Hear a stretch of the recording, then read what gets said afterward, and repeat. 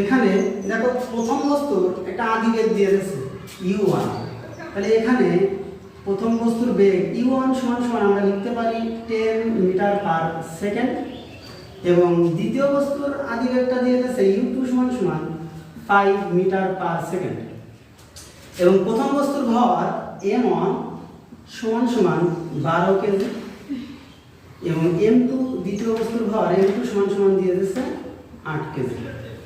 তাহলে মিলিত বেগ নির্ণয়ের আমাদের একটা সূত্র আছে, সেটা আমরা যদি লিখি তাহলে আমাদের অঙ্কটা খুব সহজেই সলভ হয়ে যায়। সেটা হলো v equal m1u1 plus m2u2 by m1 plus m2। তাহলে আমরা একটা সূত্রটা লিখি। তাহলে আমরা জানি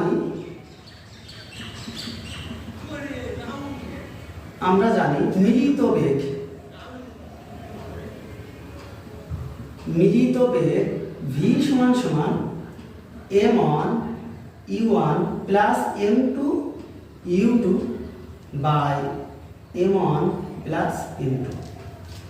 তাহলে এখানে m1 এর মান আমাদের জানা আছে 12 গুণ u1 হলো 10 প্লাস m2 হলো 8 গুণ u2 হলো 5, তো 12 যোগ 8 12 10 হয় 120, 5 40 আর 20, তাহলে হয় 160 বাই 20, কাটাকাটি করলে হয় 8 মিটার পার সেকেন্ড।